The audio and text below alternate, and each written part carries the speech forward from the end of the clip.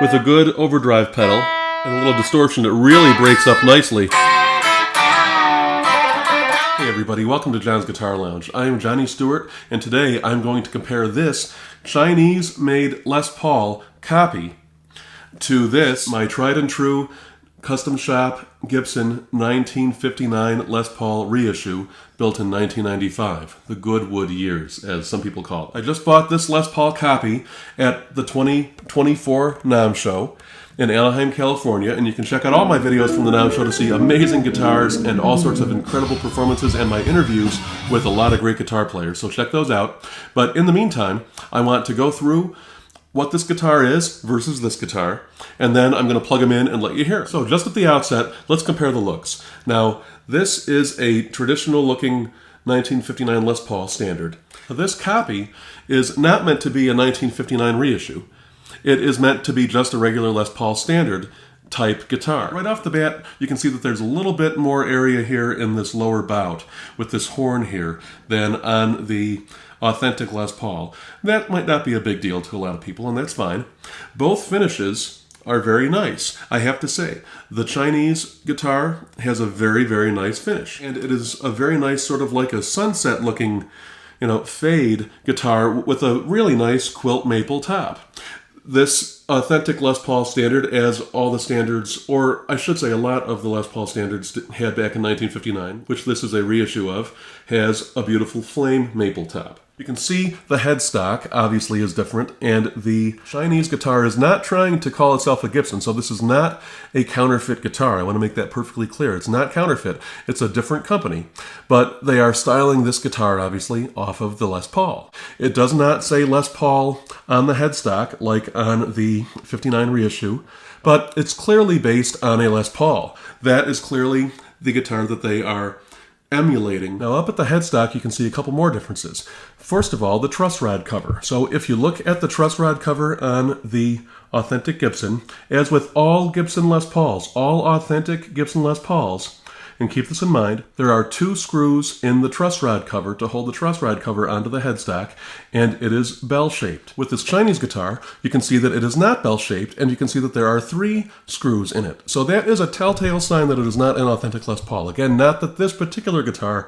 is trying to be an authentic Les Paul or fake an authentic Les Paul, but I just want to make that clear for people. Now let's look at some of the other similarities and differences as we go down the guitar. Both have rosewood fretboards. Both have these like trapezoid style inlays. This Custom Shop Les Paul has a deeper, more ivory looking inlay. Then as we come down here to the bodies, we can see a lot more similarities and a few more differences. They both have the three-way toggle switch.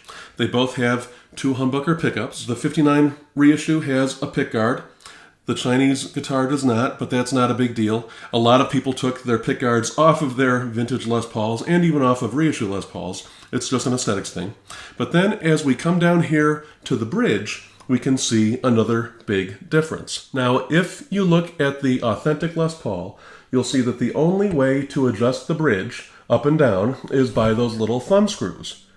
See, you've got those round wheels, or those thumb screws or thumb wheels there. Whereas on the Chinese guitar, which is very common of guitars made in China, it's a similar looking bridge, but it's not an actual ABR bridge, and there's actually a slot in the top of the peg for that bridge where you can put like a flathead screwdriver and turn it, as well as using the thumb screws. So that is a telltale sign that this is not a real Gibson Les Paul. Like this video if you're enjoying it, so YouTube will push it out to more people so they can see it too.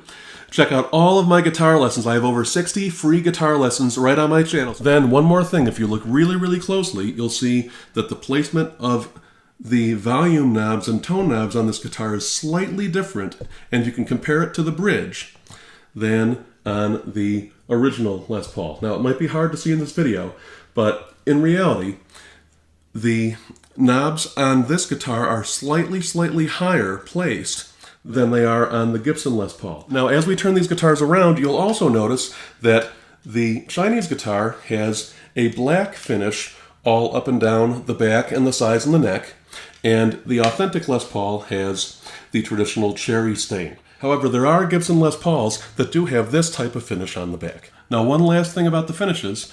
This Gibson Les Paul has a nitrocellulose finish like they used back in the 1950s. And all Les Pauls, all Gibson guitars use nitrocellulose, even if it's a different formula now than they might have used back in the 50s. Now the finish on this Chinese guitar is probably made out of polyurethane. It does not feel or look like nitrocellulose to me as you look very closely. That doesn't mean it's bad, it just means that it's different. So now that we've looked at the aesthetic differences, let's hear the difference between these two guitars. Now for this comparison test, I'm going to have both guitars' volumes and tones turned all the way up to 10, which is not how I would necessarily normally play, but I just want to do that to standardize everything. And first I'm going to play through the neck pickup.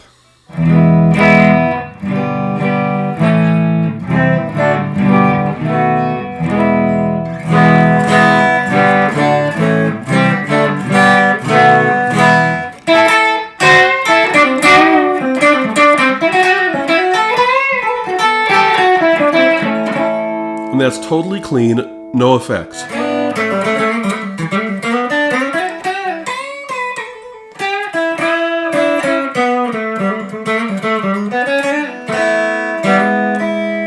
Now if I kick on a little distortion with my Timmy pedal.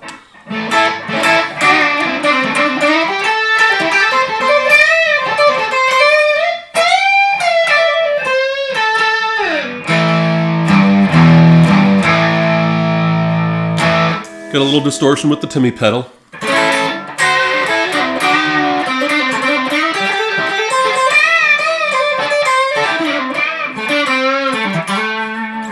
Now one thing I am noticing is that the fretboard on this one feels a little bit scratchy, so to speak, for lack of a better term. Now a little bit of lemon oil might polish up that fretboard and might smooth it out. So I might try that later on. But just for now, I just want to make that note. Now I've got the toggle switch in the middle position with both pickups engaged, and let's hear how this sounds on the Gibson.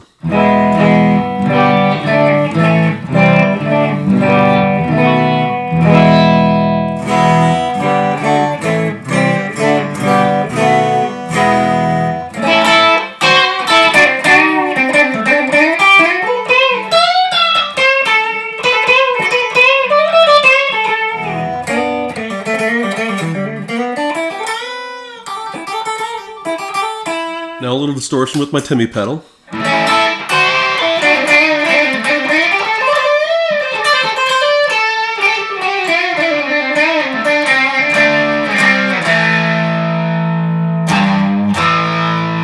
Put a little distortion on.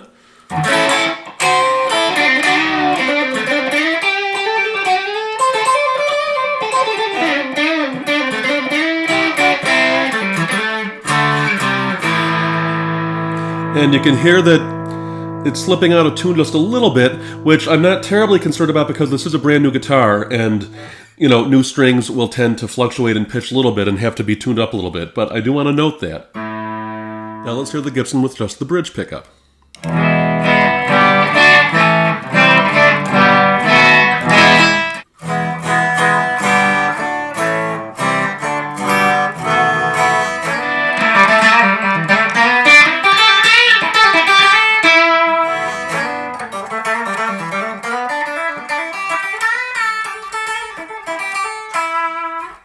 Okay, now that does not seem to have nearly as much bite as the bridge pickup on my 59 reissue.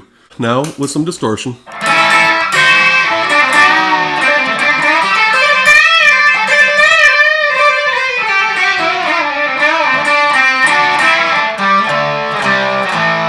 But then once we kick the distortion on with the Timmy pedal, we do have a lot more bite.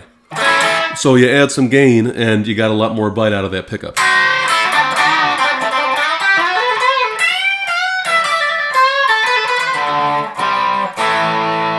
But it does sound like it's slipping a little bit out of tune again, which again, not a big surprise because it is a brand new guitar, but I do just want to note that. But tone-wise, especially with the Timmy pedal, so with a good overdrive pedal,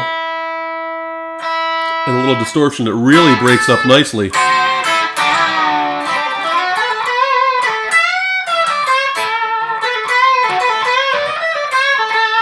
So after listening to all that, what's the verdict? I have to say, I am pretty impressed for the price point of this. This Chinese Les Paul copy is sold retail for about $300 on the open market.